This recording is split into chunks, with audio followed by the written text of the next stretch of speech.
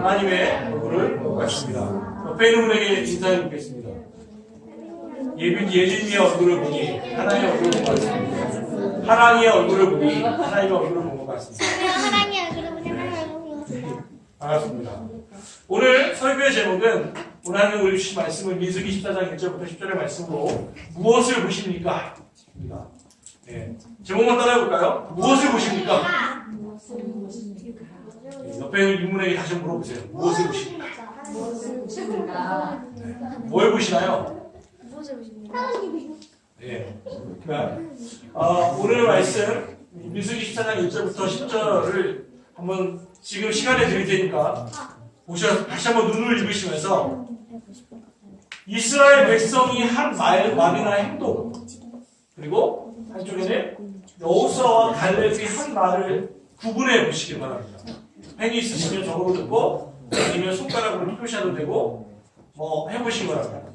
이스라엘 백성이 했던 말과 갈렙이나 여호수아가 했던 말을 구분해 보십시오. 시간을 1분을 드리겠습니다.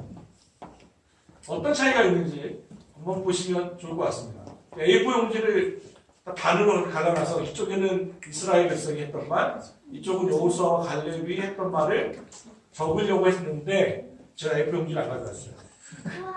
네, 그래서 생각으로만 아니면 표시로만 해주셨으면 좋겠습니다. 1분 드리겠습니다.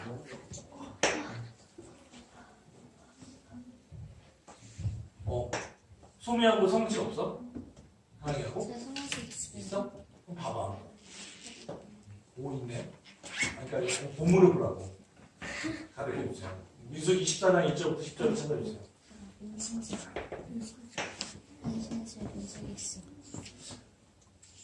예, 30초만 더 시간을 드릴게요. 어떤 차이가 있는지. 오늘 이 본문과 다음 주는 그 다음 주 민수기 말씀이 이어집니다. 사실 고백하면 제가 오늘 이번 주 이 설교를 안 하고 싶었어요. 왜냐면 이 설교를 하려면 2주가 필요한데 다음 주는 아는 것처럼 종료주일이거든요. 예수님이 나귀 타고 예루살렘에 입성하신 날이어서 그 본문을 설교를 해야 한다는 생각이 있어서 이것만 하면 안 될 것 같은데, 그런데 한 5일 동안 이 설교를 해야 한다고 하는 강력한 찔림을 당했어요. 그래서 어쩔 수 없이 본문을 지금 설교합니다. 고백합니다. 이 본문을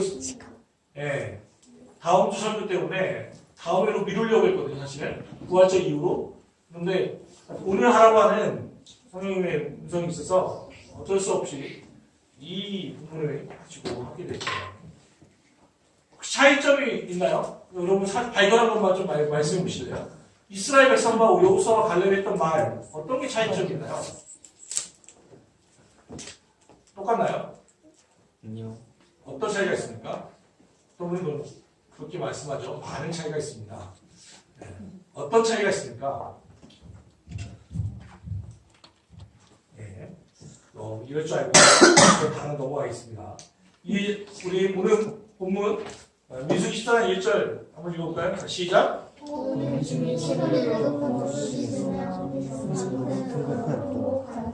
왜 백성들을 통곡하고 있습니까? 밤새고? 소리를 높여서. 그러니까 왜? 그러니까 밤새워서 그렇대요. 통곡했다는 건 소리를 내야 한다는 거잖아요. 밤새 한번 울어보셨어요? 목 다 쉬었을 거예요. 눈도 틱틱하고 대성통곡이라고 하잖아요, 보통. 엄청난 슬픔 가운데 있는 거예요. 왜? 이유는 뭡니까? 그 사람이 울었는지 안 하는지 우리가 무슨 상관이 있겠습니까? 이렇게 말하면 할 말은 없지만 이걸 알려면 앞에 본문을 14장 1절이니까 왜 울었는지를 보려면 13장의 내용이 뭔지를 알겠죠. 이들은 이스라엘의 역사를 잠깐 살펴보면 바로 이거예요. 출애굽했어요. 출애굽이라는 것은 애굽은 이집트잖아요. 이집트에서 430년 동안 노예 생활을 했었는데 하나님께서 모세를 보내셔서 10가지의 재앙을 내리시고 바로의 마음을 바꾸셔서 노예 생활을 끝냈어요. 그걸 우리가 출애굽이라고 하잖아요. 출애굽하셨어요. 그리고 와서는 가다 보니까 홍해가 딱 하고 막고 있네. 근데 하나님이 하루 만에 홍해를 가르셨어요. 그 홍해를 건너서 이제 시내산이라고 하는 곳에 가서 십계명, 우리가 흔히 알고 있는 계명을 받았어요. 여기까지 한 1년 정도 돼요. 1년 좀 넘는 시간이에요. 그러고서는 이제 민수기 10장에서 응답하를 딱 물고는 신나게 출발했어요. 어디요? 가나안 땅으로 들어가려고. 그래서 가나안 땅 바로 앞에 직전 바란 광야라는 곳에 가서 하나님께서 이렇게 말씀하는 거예요. 민수기 13장 2절. 내가 이스라엘 자손에게 주는 가나안 땅을 정탐하게 하되 그들의 조상의 가문 각 지파 중에서 지휘관 된 자 한 사람씩 보여라. 그러니까 이 사람들은 그냥 떠돌이가 아니라 각 12지파 중에 최고의 지휘관들이에요. 리더급들을 한 명씩 뽑아서 뭐 해야 하냐? 가나안 땅을 정탐해라. 어떤지 한번 보고 와라. 시켰단 말이에요. 이들은 40일 동안 가나안을 정탐했어요. 그리고 와서는 왔는데 이렇게 보고하는 거예요. 뭐라고 보고하냐면 13장 1절부터 31절부터 33절. 네. 선환이가 한번 읽어주시죠. 그와 함께 올라갔던 사람들은 이르되 이는 능히 올라가서 그 백성을 치지 못하리라. 그들은 우리보다 강하니라 하고 이스라엘 자손 앞에서 그 정탐한 땅을 악평하여 이르되 우리가 두루다니며 정탐한 땅은 그 거주민을 삼키는 땅이요 거기서 본 모든 백성은 신장이 장대한 자들이며 거기서 네피림 후손인 아낙 자손의 거인들을 보았나니 우리는 스스로 보기에도 메뚜기 같으니 그들이 보기에도 그와 같았을 것이니라.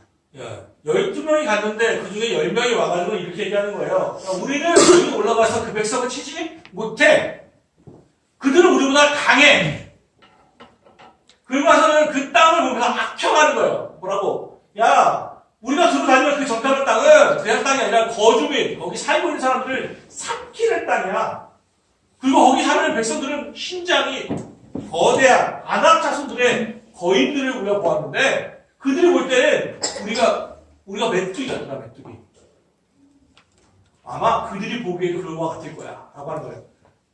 다 죽었다. 하는 거예요. 충격적이지 않아요?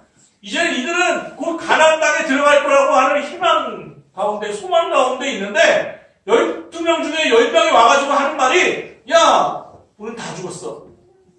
다 죽었어 하는 거예요. 그게 너무 충격적이어서 밤새도록 슬퍼서 울고 우는 거예요. 통곡하는 거예요. 그런데 나머지 2명 중에 한 명이 갈렙은 이렇게 말했거든요. 갈렙이 모세 앞에서 백성을 조용하게 하고 있는데 우리가 곧 올라가서 그 땅을 취하자. 능히 이기리라. 갈렙이 볼 때는 이기지 않아요. 우리가 이길 수 있다! 라고 했거든요. 근데 앞에 있는 10명은 그게 아니라는 거예요. 그들이 볼 때는 우리가 메뚜기 같대요. 유재석 같대요. 이게 자기들이 보는 자기 스스로의 모습이에요. 왜 이렇게 나왔죠? 결론이 뭐였어요? 왜 유재석이 됐나요? 뭘 봤어요, 그들은? 메뚜기를 봤어요? 그들이 왜 이렇게 스스로의 결론을 이렇게 내렸죠? 우리는 메뚜기야! 자기들의 스스로의 자화상이 메뚜기예요. 내가 알고 볼 때 나는 메뚜기야. 우리는 다 죽었어. 왜 이렇게 됐나요? 거인들을 봤어. 뭘 봤어요? 거인을 봤어요.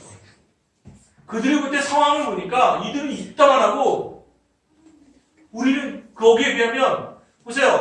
거인들, 서장훈 같은 사람들이 우르르 다닌다고 생각해보세요. 그런데 그들은 430년 동안 노예 생활을 했어요.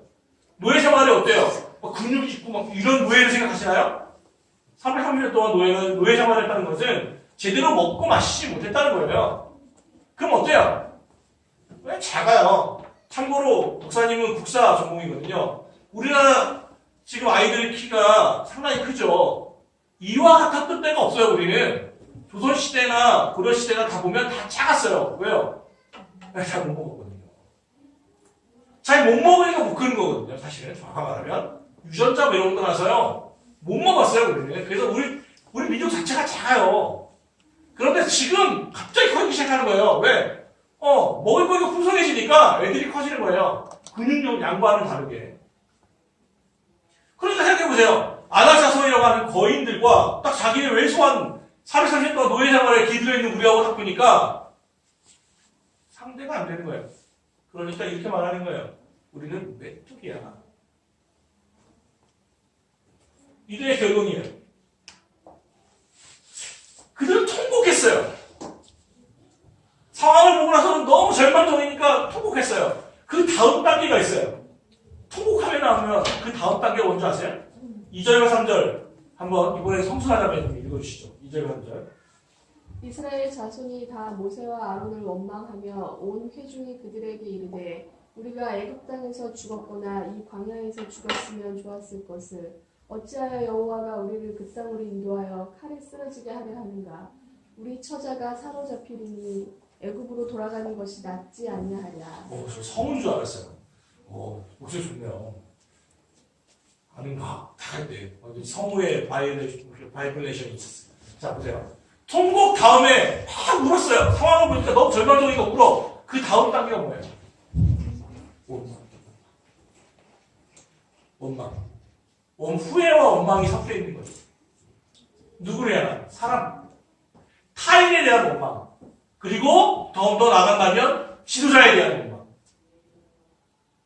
처음엔 슬퍼요. 막 울어요. 그것은 조금씩 이성을 찾으면서 그때 그때 그 사람, 자기 영향을 미쳤던 그건 우리의 일상적이에요. 어떤 여러분의 전반적인 상황을 만나면 첫 번째는 분명히 울 거예요. 통곡할 거예요. 그 다음은 뭐 하는 줄 아세요? 원망해요. 원망. 그때 왜 우리 엄마는 그때 안 맞았어 나를? 내가 여기 한다고 할 때 왜 그때 안 맞았어? 내가 이 시장 한다고 할 때 왜 목사님은 나한테 맡겨와있지 않았지? 나에게 타인에 대한 원망, 그리고 지도자에 대한 원망. 여기서 지도자라는 것은 굳이 어떤 단체만을 의미하는 게 아니라 나의 영향력을 미치는 리더에 대한 말이에요. 왜 그때 그 사람은 나에게 하지 않았지? 이 단계를 지나가게 돼요.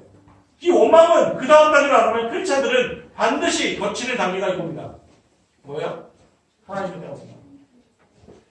왜 모세와 아론을 원망하던 그 민족들은 이렇게 말합니다. 어찌하여 여호와가 우리를 그 땅으로 인도하여 칼에 쓰러지게 하려 하는가? 지금 여호와께서 이들을 이끌어간 이유가 뭐예요? 적과 꿀이 흐르는 남원으로 인도하겠다는 거예요. 하나님의 계획은 그거예요. 적과 꿀이 흐르는 땅으로 인도하겠다는 거죠. 그들은 이미 아니에요. 어찌하여 여호와가 하나님의 의도에 대한 왜곡, 칼에 쓰러지게 하려 하는가? 왜곡해버리는 거예요. 이거 패턴 많이 봤던 거죠. 아담과 하와 범죄했을 때 하와 어떻게 합니까? 아담 너 왜 못 먹었어? 했더니 뭐라고 말합니까? 엄마가잖아요. 여호와께서 주신 이 여자가 말 안 합니다. 여호와께서 주신 이 여자가 나에게 여기서는 뭐냐면 여자에 대한 원망과 함께 하나님이 왜 이 여자를 만드셔가지고는 이 얘기예요. 그럼 앞에 나가면 창세기 2장에서 뭐라고 했냐면 여자를 딱 보자마자 우와 뼈 중에 뼈이고 살 중에 살이다라고 해서 기뻐했거든요. 그 기쁨은 언제 사라지고는 딱 상황이 절망적이니까 대뜸 하는 말이 하나님이 괜히 왜 이 여자 만들어가지고는 이렇게 만드는 거예요. 이게 우리 죄성을 가진 모든 인간의 패턴이에요. 통곡, 그 다음에 원망, 분노. 그거 한마디 하잖아요. 그때 내가 죽었어야 했는데 이러면서. 사랑하는 성도 여러분은 어떻습니까? 이와 같은 경험을 해본 적이 있습니다. 혹시 누군가를 지금 원망하고 있지 않습니까? 상황이 힘들 때 우리는 통곡과 원망의 이 단계에서 헤어나오지 못합니다. 그거에 매몰되어 버립니다. 상황에 잡혀버리게 되는 거죠. 그런데요, 그런 절망적인 상황 속에서 상황을 뛰어넘어 믿음으로 보고 있는 자가 있었어요. 여호수아와 갈렙. 그 땅을 정탐한 자 중 눈의 아들 여호수아와 여분의 아들 갈렙이 자기들의 옷을 찢고 이스라엘 자손의 온 회중에게 말하 이르되 우리가 두루다니며 정탐한 땅은 심히 아름다운 땅이라. 여호와께서 우리를 기뻐하시면 우리를 그 땅으로 인도하여 들이시고 그 땅을 우리에게 주시리라.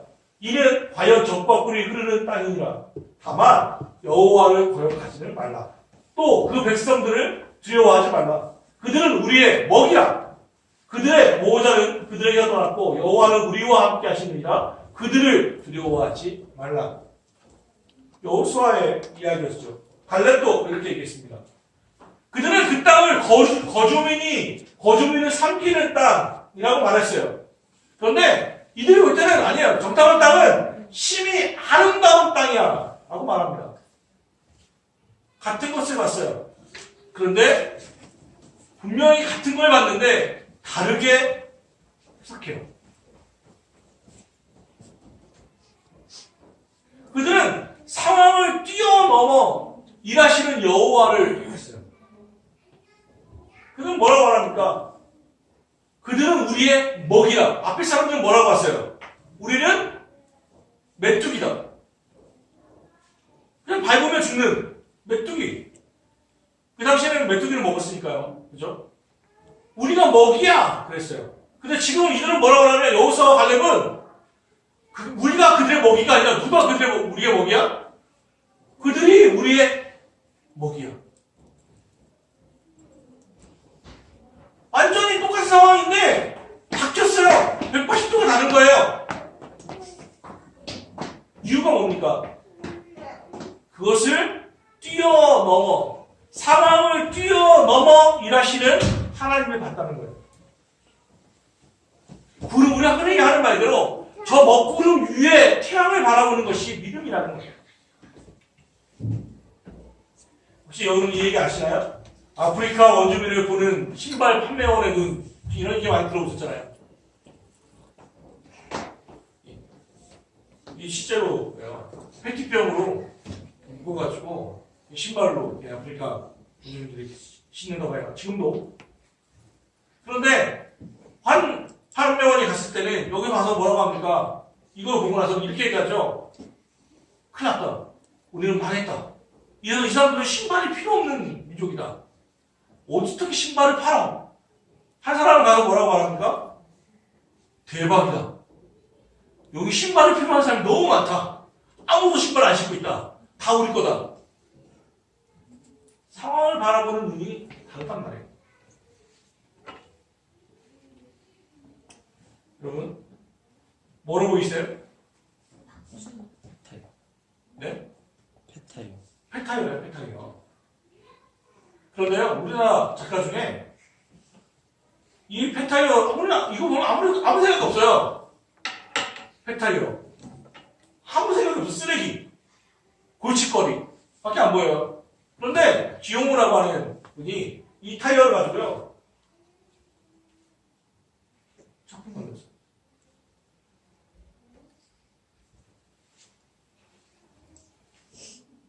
페타이어.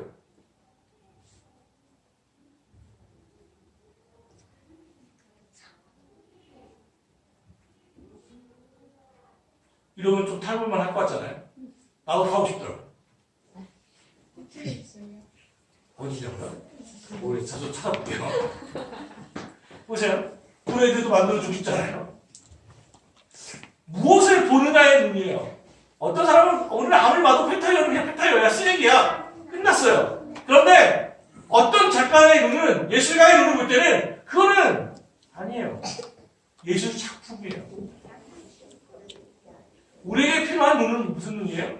예술가의 눈이에요. 그것을 히브리서 11장 1절에 이렇게 말하죠. 믿음은 바라는 것들의 실상이요 보지 못하는 것들의 증거니. 믿음이 뭐냐? 뭘 보느냐예요. 상황을 보느냐? 상황을 뛰어넘어 일하시는 하나님을 보느냐예요. 사랑하는 성도 여러분, 단순해요. 이거 읽어볼래요? 신앙은 시작. 신앙은 무엇을 보느냐? 믿음은 바라는 것들의 실상으로 보이지 않는 것들의 증거입니다. 신앙을 한마디로 누군가 나에게 물어본다면 저는 한마디로 얘기합니다. 신앙은 보는 거예요. 뭘 보느냐예요. 무엇을 보느냐. 좀 더 나간다면 상황을 어떻게 보느냐. 어떻게 보느냐. 이것을 더 구체적으로 말한다면 무엇을 보느냐에 뛰어넘어 어떻게 보느냐. 그게 믿음이에요. 사랑하는 성도 여러분의 믿음이 깊어지기를 주 예수 이름으로 축원합니다. 상황과 환경이 아무리 절망적이고 어렵다 할지라도 통곡하고 원망하는 것은 자연스러운 인간의 모습일지 모릅니다. 타락한 인간의 본성입니다. 그런데 거기에서 한 걸음 더 넘어가시기를 바랍니다. 넘어가셔서 어떻게 보느냐, 무엇을 보느냐, 이 주님은 우리에게 묻고 있습니다. 잠깐 기도하겠습니다. 사랑하는 주님, 오늘 이 민수기서를 통해서 우리에게 다시 한번 물으시는 주의 준엄한 음성을 듣습니다. 사랑하는 형관아, 너는 무엇을 보고 있느냐? 어떻게 보느냐? 어떻게 반응하느냐? 물으시는 주의 음성을 듣습니다. 이 음성은 사랑하는 가까운 교회 모든 성도들에게도 동일한 질문인 줄 믿습니다. 사랑하는 딸아, 사랑하는 아들아, 무엇을 보느냐? 주님, 이 질문 앞에 오늘 우리가 서기를 원합니다. 그리고 꼭 원망과 통곡의 벽에 그 골짜기에 갇혀 있는 이가 있다면 주여 원하오니 믿음의 눈을 더하여 주옵소서. 상황을 해석하는 그 믿음이 자라게 하여 주시고, 마치 저 페타요를 바라봤던, 그러나 페타요 속에서 예술품을 바라봤던 지용호 작가와 같은 그런 예술가의 눈을 허락하여 주시옵소서. 십자가 뒤에 부활을 바라보셨던 그 예수님의 눈이 우리 가운데 오늘 이 시간 허락되기를 원하며 예수 그리스도의 이름으로 기도합니다. 아멘.